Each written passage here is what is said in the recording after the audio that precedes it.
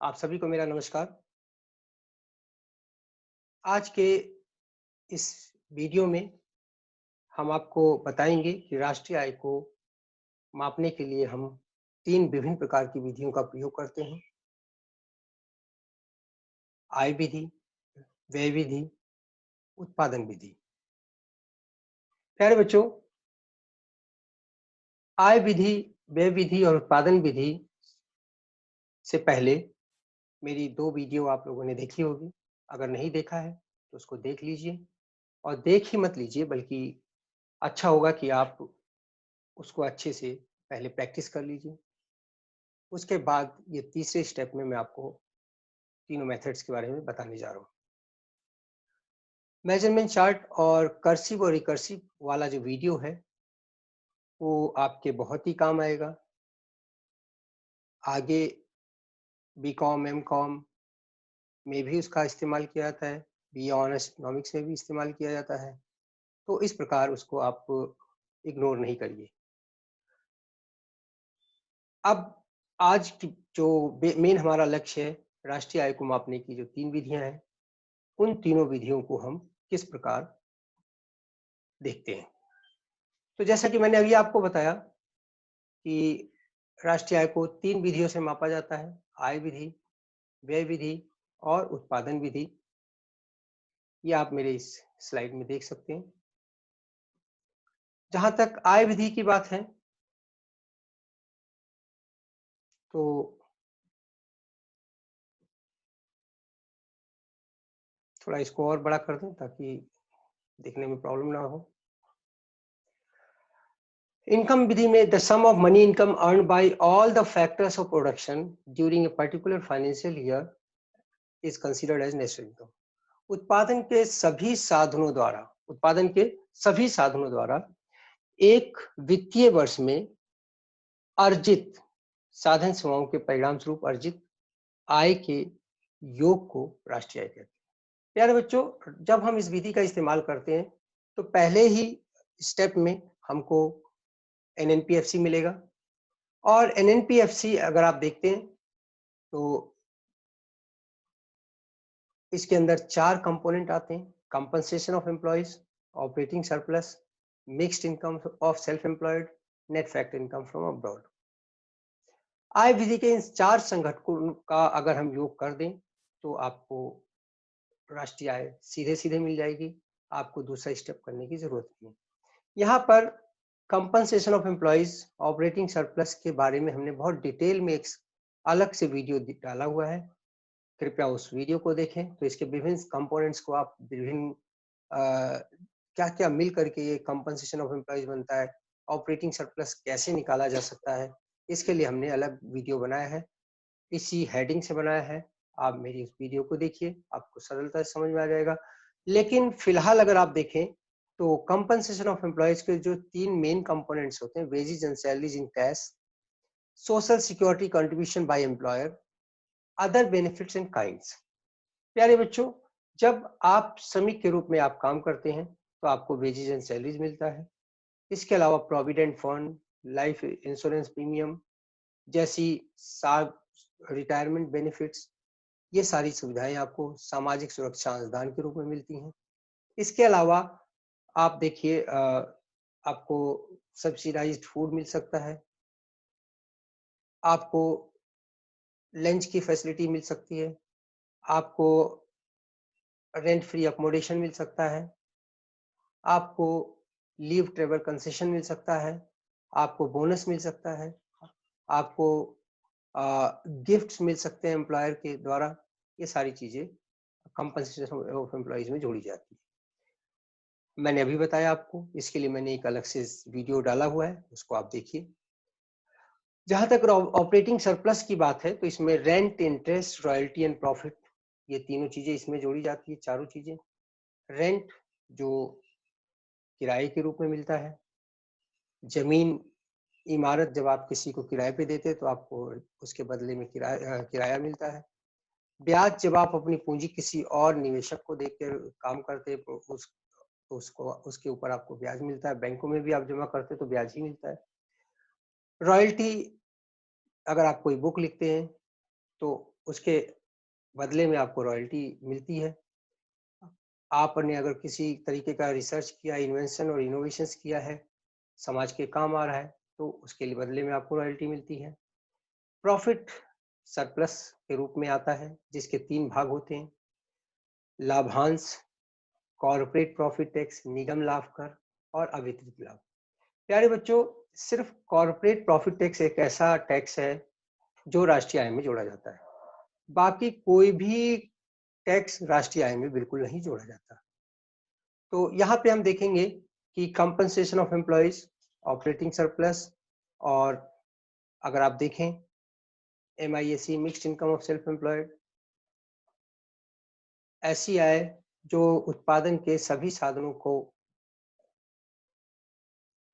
Combine करने के बजाय एक ऐसा साधन जो उत्पादन के सभी साधनों को एक साथ संगठित करता है और उत्पादन करता है, उसकी आय को हम स्रोतों के आधार पर नहीं विभाजित कर सकते। उसी की मेहनत लगती है, उसी का मजदूरी के रूप में काम करता है, वही कैपिटलिस्ट के रूप में काम करता है, कैपिटल भी उसी का है और बिल्डिंग भी उसी की है। इस प्रकार आप देखेंगे तो मिश्रित आय ऐसी आय को कहते हैं जो कि उत्पादन के ऐसे साधन को मिलती है जो उत्पादन के सभी साधनों को कंबाइन करके बनाता है। एक एडवोकेट जो घर में प्रैक्टिस करता है, एक डॉक्टर जो घर में प्रैक्टिस करते हैं, एक टीचर जो घर में पढ़ाते हैं, ट्यूशंस पढ़ाते हैं, तो घर भी उनका है, लेबर भी उन्हीं का है, रिस्क भी उन्हीं का है। कुल मिलाकर ये सारी चीजें ऐसे लोगों को जो आय मिलती है वो मिश्रित आय कहलाती है। इसके अलावा net factor income from abroad भी राष्ट्रीय आय का हिस्सा होता है। तो आय विधि में हमें इन चारों को जोड़ना होता है। Net factor income from abroad को हम कहते हैं शुद्ध विदेशी साधन है। हमारे उत्पादन के साधन दूसरे देशों में कमाते हैं और काम करते हैं और अर्जित करते हैं। विदेशी उत्पादन के साधन हमारे देश में आते हैं और अर्जित करते हैं। तो इस प्रकार हम देखते हैं कि दोनों ही लोगों को, दोनों का जो डिफरेंस है वो शुद्ध विदेशी साधन है के रूप में आता है। तो अगर हम चारों को जोड़ दें तो आय विधि द्वारा राष्ट्रीय आय को ज्ञात हो जाएगा। इसके बाद अगर हम चलें तो आप देखिए इसमें NNPFC equal to CE, OS, MISC, NFI, ये आपको स्टेप 1 में ही राष्ट्रीय आय मिल रहा है। और इसके बाद अगर आपको GNP-MP इनकम मेथड से निकालना है तो आप मेजरमेंट चार्ट का इस्तेमाल कीजिए और आप GNP-MP निकाल लेंगे, NDPFC निकाल लेंगे, चाहे जो आप निकालना चाहें मेजरमेंट चार्ट का इस्तेमाल कर लीजिए, निकल जाएगा। आपको कोई फॉर्मूला लर्न करने की जरूरत नहीं। प्यारे बच्चों, इसके बाद आउटपुट या वैल्यू एडेड मेथड आता है। इसको मैं थोड़ा डिटेल में कराना चाहूंगा, आपकी पुस्तकों में भी बहुत लिमिटेड है। और मैं आपको बताना चाहूंगा इसका एक input output transaction matrix method जो BA ऑनर्स इकोनॉमिक्स में भी काम आती है और हायर एजुकेशन में भी ये काम आएगी। इनपुट आउटपुट ट्रांजैक्शन मैट्रिक्स की खासियत है कि इसमें जितने भी ऑर्गेनाइजेशंस हैं, आप देखिए इसको ध्यान से, इसके तैयार करने का तरीका सुन लीजिए। आपको you have to prepare different rows and columns for every production units. Row में आप सेल्स को लिखेंगे और कॉलम्स में आप परचेजेस को लिखेंगे और एक डार्क लाइन आप ड्रॉ कर देंगे जो ट्रांजेक्शन्स को दिखाएगा beyond these three, beyond the forms और इंडस्ट्री। इसके अलावा अभी मैं आपको करके दिखाता हूँ इसको। अब ये जो होगा आपका जो डार्क लाइन से राइट साइड में आप जो कॉलम्स बनाएंगे वो हाउस होल्ड के लिए बनाएंगे, गवर्नमेंट के फाइनल कंजम्पशन के लिए G बनाएंगे, इन्वेस्टमेंट या अनसोल्ड स्टॉक को एंट्री करेंगे, एक्सपोर्ट को एंट्री करेंगे और इंपोर्ट को एंट्री करेंगे। प्यारे बच्चों, इसका बड़े से बड़ा क्वेश्चन आप इस चार्ट की सहायता से, इस टेबल की सहायता से, इस मेथड की सहायता से सॉल्व कर सकते हैं। आपको मैंने एक बहुत बड़ा क्वेश्चन दिया है। There are 3 firms in an industry A, B और C. Firm A imports inputs worth ₹50 and sells to B goods worth ₹100 and to C worth ₹70. B import करता है। इस तरीके से आप देखेंगे B ने भी इंपोर्ट किया, C को बेचा, D को बेचा। अब आपको बहुत सारी चीजें याद रखनी पड़ती है, तो इसको याद करने के बजाय आप क्या करिए, देखिए यहाँ आपका मैं इनपुट आउटपुट ट्रांजैक्शन मैट्रिक्स रख रहा हूँ। A, B, C 3 फर्म है, 3 कॉलम बना लिए हमने। A, B, C 3 फर्म है, 3 रॉज बना लिए हमने। रॉ में हम सेल्स को दिखाएंगे और कॉलम्स में हम जैसे ए ने अगर बी को बेचा तो ए सेल कर रहा है बी, इसमें डबल एंट्री अपने आप हो जा रही है। प्यारे बच्चों, इसमें डबल एंट्री करने की जरूरत नहीं, आप खाली वहां से पिकअप कीजिए और यहाँ वैल्यूज को डाल दीजिए और आप देखेंगे कि आपको। इसके अलावा ये देखिए हाउस होल्ड सेक्टर है फाइनल कंजम्पशन के लिए, इन्वेस्टमेंट है यहाँ पे, अनसोल्ड स्टॉक यहाँ आएगा, अनबिका माल सरकार अगर खरीदती है तो यहाँ आएगा, एक्सपोर्ट अगर होता है तो यहाँ आएगा। और अगर इंपोर्ट होता है तो, क्योंकि इंपोर्ट एक किस्म से परचेज होगा, इंपोर्ट फर्म ए करेगी, बी करेगी, सी करेगी, ये सब जो भी इंपोर्ट करेगा वो उसके लिए कॉस्ट होगा। तो सारे सेल्स का टोटल जो है जीवीओएमपी कहलाएगा और सारी परचेजेस का टोटल इंटरमीडिएट एक्सपेंडिचर कहलाएगा। प्यारे बच्चों, अब इसका हम सॉल्व करके दिखाते हैं, देखिए बहुत आसानी से हो जाएगा ये। फर्म ए इंपोर्ट कर रहा है 50 रुपए का माल, देखिए फर्म ए ने खरीदा है 50 रुपए का, ये देखिए 50 रुपए का खरीदा है ए ने।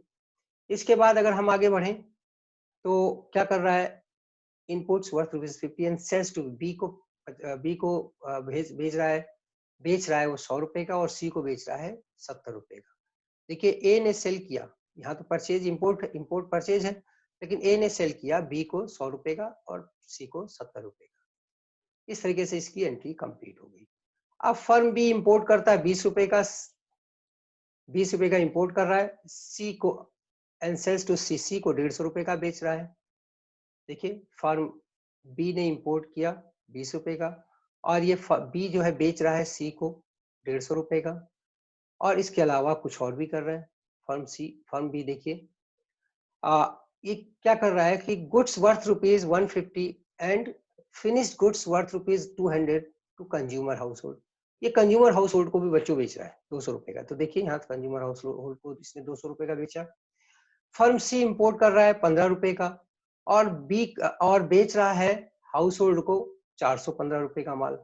अब आप देखिए इसने इंपोर्ट किया 15 रुपए का माल, परचेज है सी का और सी का सेल है 415 रुपए, हाउस होल्ड को बेचा है।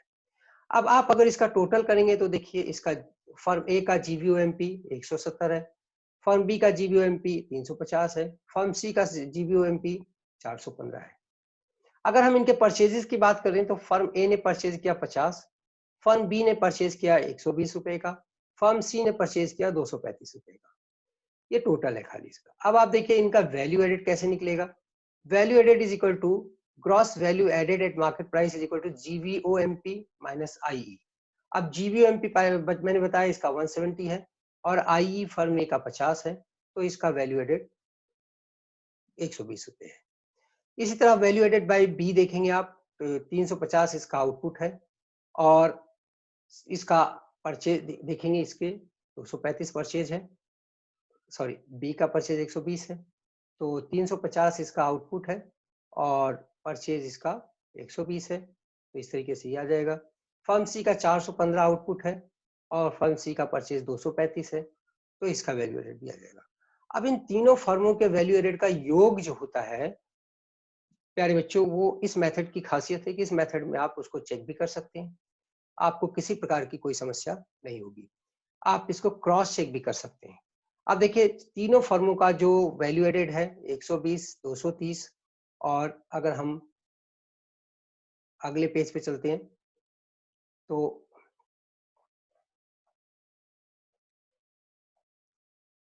वैल्यू एडेड बाई सी देखिए 530 इनटू हो गया, इसका 180 हो गया, तो इन तीनों का टोटल 530 हो जाएगा।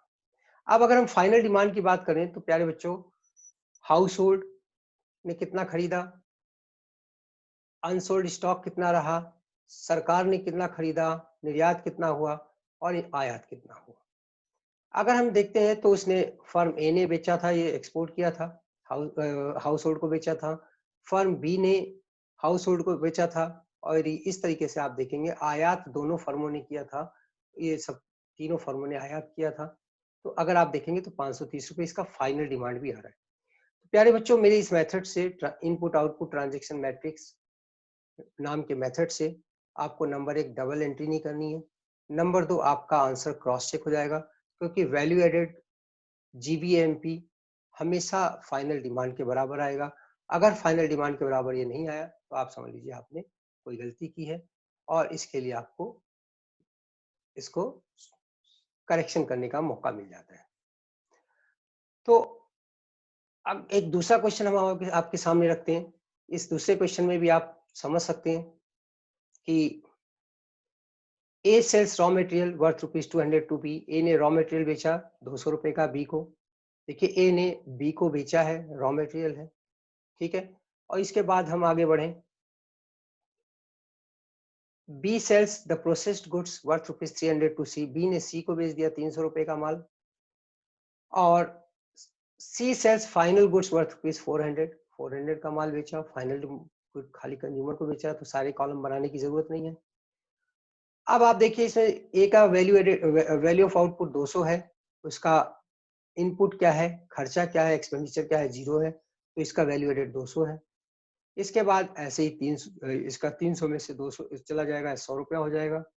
इसका वैल्यू एडेड 400 में से 300 घटा देंगे तो 100 रुपये हो जाएंगे। इन चारों का टोटल करेंगे तो 400 आ जाएगा। Now you can cross check your answer. Final demand का कॉलम आप देखेंगे कि यहाँ पे फाइनल डिमांड में एक सिंगल एंट्री है, आयात किसी ने किया नहीं है। इस सारे का टोटल माइनस इंपोर्ट अगर आप कर देंगे तो फाइनल डिमांड कहलाएगा। डिफरेंट सेक्टर कितना कितना वैल्यू को कंज्यूम कर रहे हैं, फाइनली ये इसमें आ जाएगा। तो फाइनल डिमांड आपका 400 ही है। आप करके देख लीजिए, निश्चित है इसमें किसी प्रकार की कोई कमी आप नहीं पाएंगे। इस मेथड की खासियत यह है कि ये मेथड कहीं और आपको नहीं मिलेगा, ऑथेंटिक है, मेरी किताब में है, एनसीईआरटी ने भी इसको वैल्यू मान लिया है, क्योंकि इसको हमने अपने कई रिसर्च वर्क में एनसीईआरटी के सामने भी रखा है। तो अब इसके बाद मैं चाहूंगा कि आप लोग थोड़ा सा 2-3 क्वेश्चन इसके और देख लें। देखिए आपके सामने, इसको नोट कर लीजिए।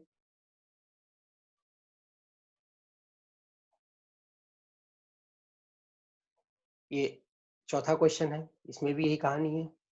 आप इसको निकाल सकते हैं, कोई प्रॉब्लम हो तो आप मुझे कमेंट में लिख सकते हैं। और जैसा कि मेरा स्वभाव रहा है, मैं आपके कमेंट का जवाब जरूर देता हूँ। ये आपको मैं सारी स्लाइड इसलिए दिखा रहा हूँ ताकि आप इसको नोट कर लें, इसको सॉल्व करें, उसको इसी मेथड से सॉल्व करें। इसको मैं 5 मेथड है मेरे पास सॉल्व करने के तरीके, लेकिन आप सबसे अच्छा देखिए कि इसमें आपको नंबर 1 फायदा देखिए। नंबर 1 आपको खाली 3 कॉलम बनाने, 3 रॉज बनाने हैं, फाइनल डिमांड का आपको कंपोनेंट बना देना है। जीबीओएमपी आपका आ जाएगा, आपको एक सिंगल एंट्री करना, आपको ये नहीं देखना कहाँ क्या हो रहा है। अभी आपको मैं दूसरा मेथड भी बताऊंगा, उसमें आपको समझ में आएगा कि क्यों मैं इतना स्ट्रेस दे रहा हूँ, क्यों इतना महत्व दे रहा हूँ इस मेथड को, क्योंकि आप कंफ्यूज हो जाते हैं उसमें और बाद में फिर परेशानी का कारण बनता है। तो ये क्वेश्चन मैंने आपको दिए सारे, बहुत सारे देखिए क्वेश्चन, 10 क्वेश्चन दे दिए। अब हम डबल एंट्री मेथड से, एक दूसरा है वैल्यू एडेड में ही है, डबल एंट्री मेथड है, इसमें आपको डबल एंट्री भी करनी पड़ती है, उसको भी हमने सॉल्व कर दिया है। प्यारे बच्चों, इसमें आप एक टेबल बना लीजिए जिसमें इंडस्ट्रीज, जितनी इंडस्ट्रीज है उसको यहाँ लिख लीजिए। ट्रांजेक्शन जो हो रहा है टू और बाई और टू में लिखिए। टू का मतलब है बेचा और बाई का मतलब है खरीदा, फ्रॉम या बाई, जो भी शब्द यूज करना चाहे। लेकिन ये ध्यान रखें कि ये अकाउंटेंसी वाला बाई और टू नहीं है, ये इकोनॉमिक्स वाला बाई एंड टू है, इसमें आप कंफ्यूज ना हो, क्योंकि इकोनॉमिक्स में हम वर्ड मीनिंग को ही लेके चलते हैं। तो इससे देखिए अब क्या है, अगर ए ने बेचा बी को तो बी के कॉलम में टू आ जाएगा, ए के कॉलम में फ्रॉम आ जाएगा।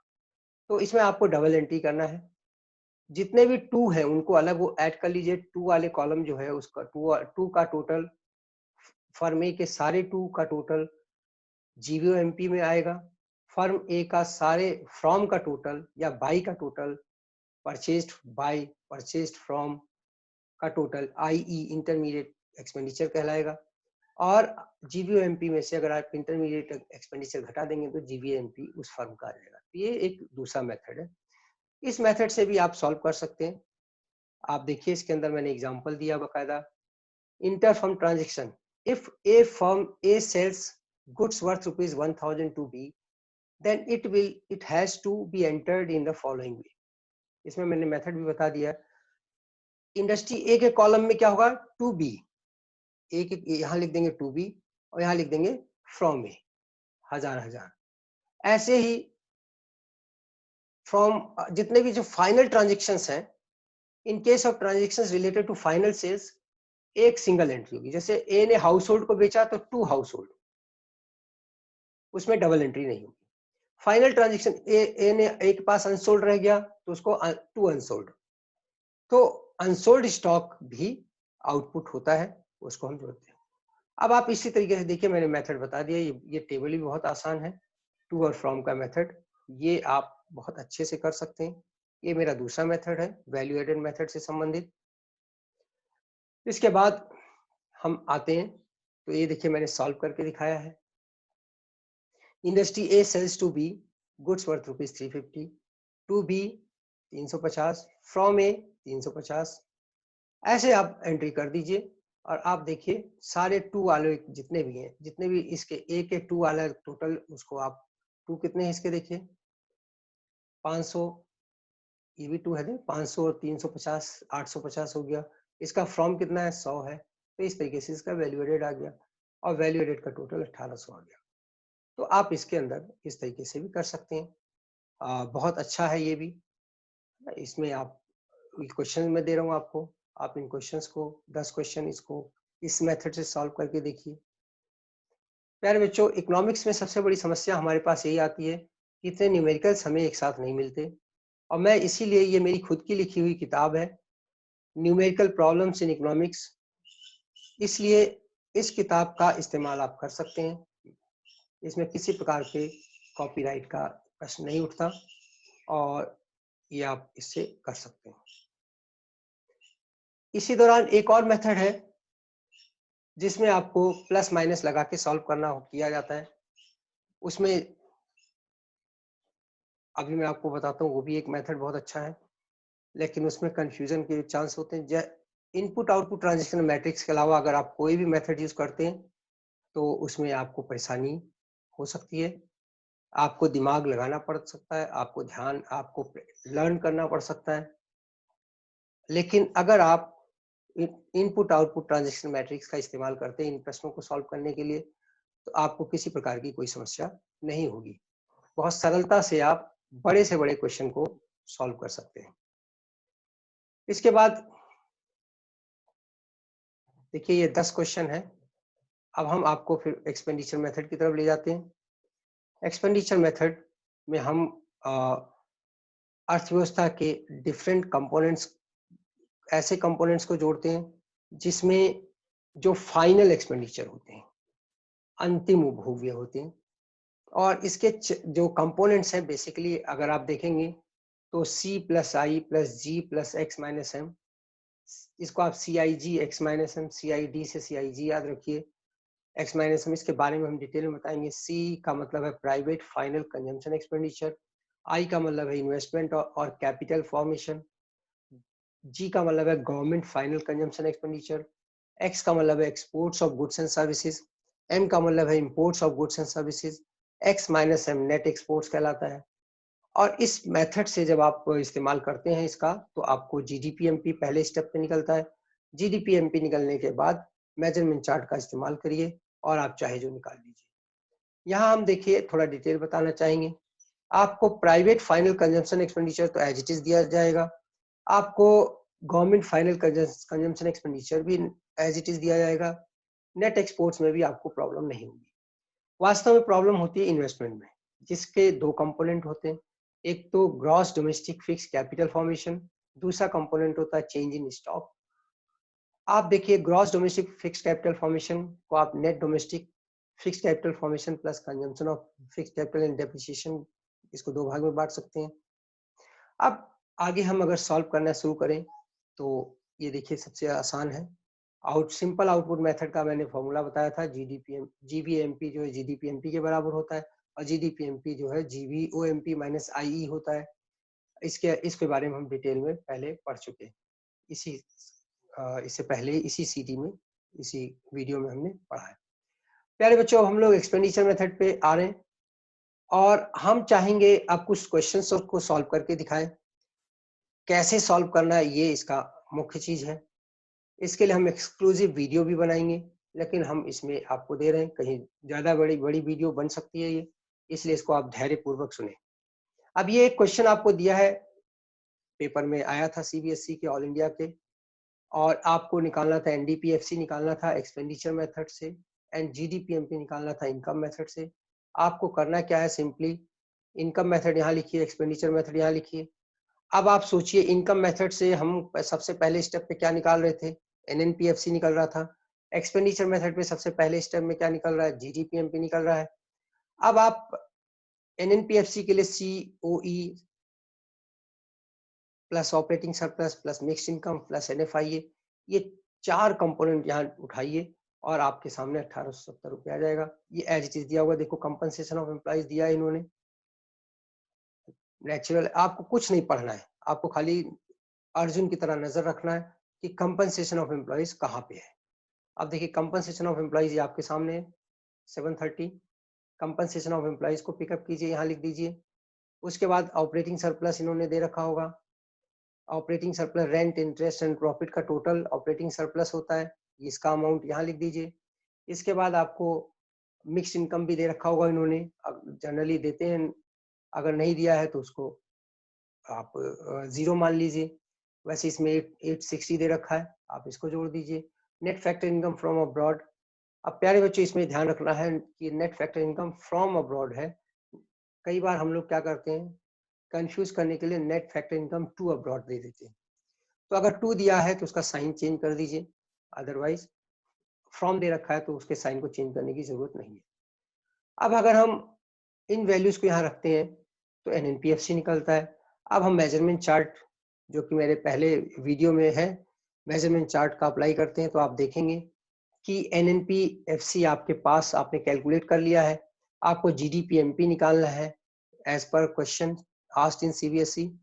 तो एन को जी बनाने के पहला लेटर डेप्रिसिएशन को आपको ऐड करना पड़ेगा, एन को डी बनाने के लिए दूसरा लेटर माइनस करना होगा एनएफआईए को, पी समान है दोनों में, नो रिएक्शन।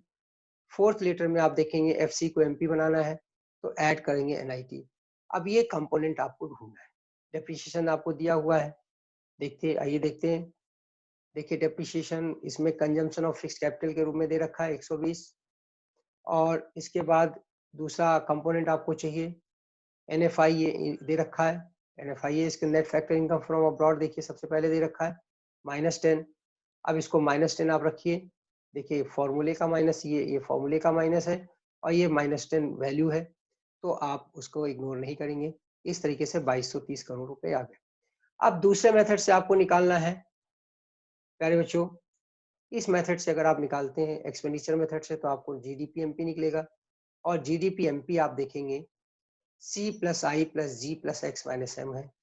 सी प्राइवेट फाइनल कंजम्पशन एक्सपेंडिचर है, प्राइवेट फाइनल कंजम्पशन एक्सपेंडिचर देखिए इसमें दे रखा है सीधा सीधा 1540, और गवर्नमेंट फाइनल कंजम्पशन एक्सपेंडिचर 220 दे रखा है। तो ये दोनों वैल्यू तो आप ऐसे ही लिख दीजिए, 1540 आपका है ना, और तीसरी बात गवर्नमेंट एक्सपेंडिचर कितना है, गवर्नमेंट फाइनल कंजम्पशन एक्सपेंडिचर की वैल्यू इसमें डिफर है, तो जो भी वैल्यू दे रखी है उसको आप लिख सकते हैं। 280 रुपये क्या है ये, गवर्नमेंट फाइनल कंजम्पशन एक्सपेंडिचर 220 दे रखा है, 220 लिख दीजिए।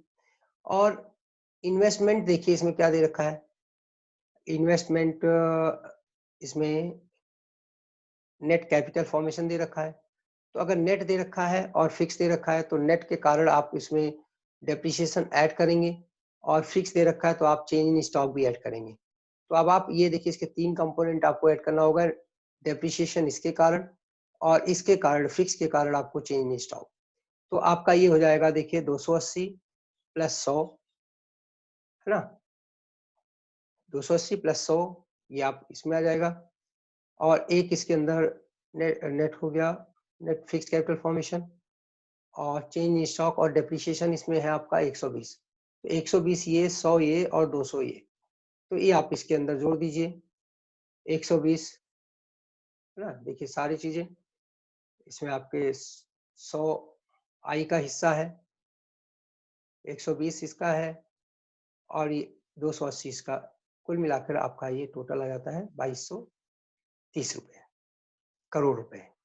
तो इस प्रकार आप देखेंगे कि दोनों ही मेथड से आपका जीडीपीएमपी सेम है, ये खास रखना। आप मेजरमेंट चार्ट लगाइए, इस मेजरमेंट चार्ट से आप इस्तेमाल करते हुए सीधे सीधे आपको एनडीपीएफसी निकल आएगा। जी दिया है एन बनाना है माइनस डेप्रिसिएशन, डी दिया है डी बनाना है नो रिएक्शन, पी दिया है पी बनाना है नो रिएक्शन, एमपी दिया है एफसी बनाना है, एनआईटी को माइनस कर दीजिए, एनआईटी इसके अंदर सीधा सीधा दे रखा है। प्यारे बच्चों, एक्सपेंडिचर मेथड से आपको यहाँ निकालना है। देखिए एक्सपेंडिचर मेथड, ये आपकी वैल्यू दी हुई है। एक्सपेंडिचर मेथड से आपको C I G X minus M करना है। सी देखो इन्होंने प्राइवेट फाइनल कंजम्पशन एक्सपेंडिचर 10,000 दे रखा है।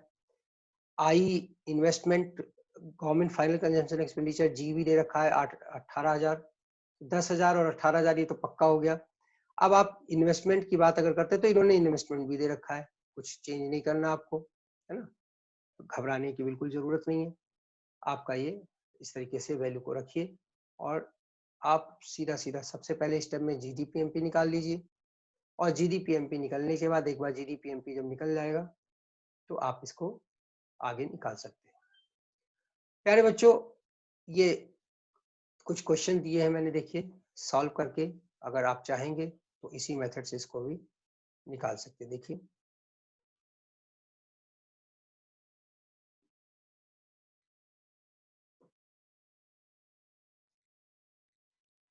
मैंने काफी भरपूर मात्रा में आपके लिए क्वेश्चन दिए हुए हैं यहाँ पे। ये पूरा क्वेश्चन हो गया इनकम मेथड से। अब आपको करना क्या है, इनकम मेथड है एनएनपीएफसी स्टेप 1 में निकालिए, फिर मेजरमेंट चार्ट इस्तेमाल कीजिए और जो कहा गया वो निकालिए। एक्सपेंडिचर मेथड है, पहले स्टेप में जीडीपीएमपी निकालिए। दोनों मेथड से आपका वैल्यू समान होना चाहिए।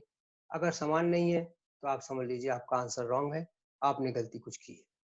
क्वेश्चन नंबर 5 भी आपके सामने देखिए आ रहा है, सेम पैटर्न पे। आप देखिए हमने हमेशा इनकम मेथड है एनएनपीएफसी निकाला है, एनएनपीएफसी निकालने के बाद एनडीपीएफसी एमपी निकाल लिया हमने मेजरमेंट चार्ट से।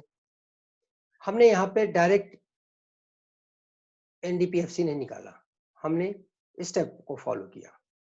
स्टेप को फॉलो करने का सबसे अच्छा फायदा यही होता है कि आपको ज्यादा फॉर्मूले की संख्या लर्न नहीं करनी पड़ती। अगर हम आगे बढ़ें तो हम देखते हैं कि एक्सपेंडिचर मेथड से मैंने आपको बताया हर बार मैंने जीडीपीएमपी निकाला। जीडीपीएमपी निकालने के बाद आपको मेजरमेंट चार्ट का इस्तेमाल करना है और चाहे जो आप निकालना चाहे निकालें, लेकिन डायरेक्ट आप कुछ ना निकालें। डायरेक्ट निकालने में हमेशा नया फॉर्मूला आपको बनाना पड़ेगा, आपको याद रखना पड़ेगा। हो सकता है इसके कारण आपको काफी आंसर ही गलत हो जाए, आपको प्रॉब्लम होने के चांस है। क्वेश्चन नंबर 6 में भी देखिए आपके सामने है, आपको जीडीपीएमपी निकालना है, जीडीपीएमपी एट फैक्टर कॉस्ट निकालना है, नेशनल इनकम निकालना है by income and expenditure method से। ये सारी चीजें निकालनी है, बड़ी सरलता से आप निकाल ले सकते हैं, कोई प्रॉब्लम आपके सामने नहीं होगा। जरा ध्यान से देखिए, इसमें हमने इनकम मेथड से एनएनपीएफसी निकाला है, उसके बाद उन्होंने जीडीपीएमपी कहा, हमने जीडीपीएफसी निकाल दिया, जीडीपीएमपी कहा, हमने जीडीपीएमपी मेजरमेंट चार्ट का इस्तेमाल करके निकाल दिया। इसी तरीके से आप यहाँ देखेंगे तो यहाँ भी यही हालत है। हमने एक्सपेंडिचर मेथड से हमें एनएनपीएफसी निकालना था, लेकिन हमने पहले सबसे पहले स्टेप में क्या निकाला, जीडीपीएमपी। उसके बाद मेजरमेंट चार्ट अप्लाई किया और एनएनपीएफसी आ गया। दोनों मेथड से एनएनपीएफसी का आंसर समान आना चाहिए। तो इसी तरह क्वेश्चन नंबर 7 है ये, इसको भी आप सॉल्व कर सकते हैं। मैंने आपको बताया कि इकोनॉमिक्स में न्यूमेरिकल्स इतने इकट्ठे नहीं मिलते, इसलिए मैंने आपको अपनी खुद की किताब इसमें दिखाने की कोशिश की है। और किसी प्रकार की कोई समस्या अगर हो तो आप मुझे बिल्कुल कमेंट बॉक्स में लिखें, कमेंट बॉक्स में मैं रिस्पांस दूंगा, आपकी समस्या को सॉल्व करूंगा। और इसके अलावा मेरे पास और भी बहुत सारे छोटे छोटे शॉर्टकट मेथड्स हैं जो आपकी सहायता करेंगे। और बस मेरे मेथड्स की सबसे बड़ी खासियत यही है कि आप लोग नए नए फॉर्मूले बनाने के बजाय आप मेरे सेट ऑफ फॉर्मूले को लर्न कीजिए और उसी सेट ऑफ फॉर्मूले से आप क्वेश्चन को सॉल्व कीजिए। देखिए इस क्वेश्चन में भी आपके सामने सेम समस्या है, सेम प्रॉब्लम है और सॉल्यूशन का तरीका भी मैंने आपको बताया। आपको डायरेक्ट कोई फॉर्मूला नहीं लगाना है, डायरेक्ट लगाएंगे तो आपको निश्चित है प्रॉब्लम आएगी। आप देखिए ये भी इतना बड़ा क्वेश्चन है और सीबीएसई में आया भी था। आप देखिए उसी तरीके से आप निकालिए, कोई प्रॉब्लम नहीं है। तीनों मेथड का इस्तेमाल करके आप किसी भी मेथड का इस्तेमाल कर सकते हैं। आउटपुट मेथड में पहले स्टेप पे जीडीपीएमपी निकलेगा, जिसमें जीवीओएमपी माइनस आई करते हैं, और वो जीडीपीएमपी जो है वो उसके बाद मेजरमेंट चार्ट में आप चाहे निकाल सकते हैं। एक्सपेंडिचर मेथड में C plus I plus G plus X minus M करेंगे तो आपको निकल आएगा जीडीपीएमपी, और इसके बाद आप मेजरमेंट चार्ट लगाइए और मेजरमेंट चार्ट से आप, प्यारे बच्चों में बार बार शब्द यूज करो मेजरमेंट चार्ट, लेकिन मेजरमेंट चार्ट वास्तव में मेरी खुद की किताब में ही है, इसलिए आप इधर उधर भटकेंगे तो परेशान होंगे। वो मेरे पिछले वीडियो में ऑलरेडी दिया हुआ है, उसको आप देखिए और उसको आप सॉल्व कीजिए। उसको प्रयोग करने में कोई प्रॉब्लम है तो आप मुझसे संपर्क कर सकते हैं। किसी भी प्रकार की कोई समस्या है तो उसके लिए मैं तैयार हूँ आपकी सहायता करने के लिए। राष्ट्रीय आय को ज्ञात करने की 3 विधियां होती हैं, तीनों विधियों के बारे में मैंने आपको बताया, और साथ ही बताया मैंने आपको कई सारे क्वेश्चंस सॉल्व, देखिए आपको मैंने 20 क्वेश्चन सॉल्व दे दिए, और अनसॉल्व असाइनमेंट भी आपको दे रहा हूँ, इसको भी आप नोट कर लीजिए। ये मेरी खुद की किताब numerical problems in economics for class 12 है, सुल्तान चंद एंड सन्स ने इसे छापा था, और आज ये आपके सामने है बिल्कुल ओरिजिनल रूप में। आप इसका प्रयोग कर सकते हैं, इसमें किसी प्रकार का कोई कॉपीराइट इशू नहीं हो सकता, क्योंकि मेरी खुद की लिखी हुई किताब है। और देखिए इसको, ये क्वेश्चन आपके सामने है, 12 क्वेश्चन नंबर 12 तक हो गए, आप नोट करके इसको सॉल्व कीजिए। कमेंट बॉक्स में मुझे इसके बारे में बताइए कि कोई कौन सा क्वेश्चन आप कर पाए, कौन सा क्वेश्चन आप नहीं कर पाए, और मैं चाहूंगा कि आप लगातार रिस्पॉन्स देते रहें, ताकि मैं आपको बताऊं कि आपको क्या समस्या आ सकती है। प्यारे बच्चों, एक्सपेंडिचर मेथड में एक ट्रिक मैं आपको बताना चाहता हूं। आप एक्सपेंडिचर मेथड में, उससे पहले मैं दिखा दूं कि आपका ये लास्ट पेज है। इस लास्ट पेज पे आप देखेंगे कि मैंने जो सजेस्टेड आंसर्स जो कैलकुलेट करने के बाद आए हैं वो भी दिया हुआ है।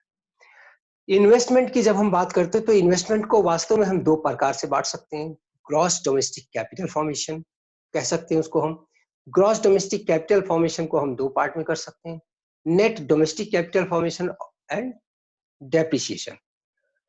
और नेट डोमेस्टिक कैपिटल फॉर्मेशन को हम 2 भाग में बांट सकते हैं, net domestic capital formation and change in stock.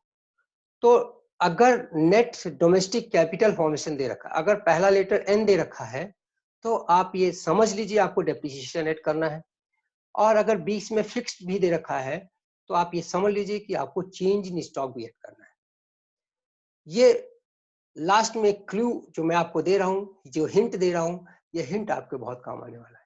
एक बार और मैं आपको बताना चाहूंगा, वास्तव में इन्वेस्टमेंट या ग्रॉस डोमेस्टिक कैपिटल फॉर्मेशन का कंपोनेंट एक्सपेंडिचर मेथड में बहुत इंपॉर्टेंट है, ये आपको परेशान करेगा। प्राइवेट फाइनल कंजम्पशन एक्सपेंडिचर में कोई चेंज नहीं होता, एज इट इज दिया जाता है। Government final consumption expenditure as it is दिया जाता है। लेकिन वास्तव में देखा जाए तो इन्वेस्टमेंट में वो हमेशा परिवर्तन कर देते हैं, ट्विस्टिंग कर देते हैं। इन्वेस्टमेंट को वो नेट डोमेस्टिक कैपिटल फॉर्मेशन दे देंगे, net domestic fix capital formation दे देंगे, ग्रॉस डोमेस्टिक कैपिटल फॉर्मेशन दे देंगे, कुछ भी दे देंगे। आपको याद रखना है, अगर फर्स्ट लेटर उन्होंने जी दे रखा है, अगर एन दे रखा है फर्स्ट लेटर, तो आपको डेप्रिसिएशन ऐड करना है। दूसरा, अगर बीच में फिक्स दे रखा है तो फिक्स को रिप्लेस करने के लिए आपको चेंज इन स्टॉक भी ऐड करना है। तो net domestic fixed capital formation की स्थिति में नेट है तो आपको डेप्रिसिएशन ऐड करना है, फिक्स्ड है तो आपको चेंज इन स्टॉक भी ऐड करना है। आज के लिए इतना ही। अगर किसी प्रकार की कोई समस्या हो तो आप लोग मुझे कमेंट बॉक्स में लिखिए, आपके हर परेशानी को मैं सॉल्व करने की कोशिश करूंगा। धन्यवाद। Thank you.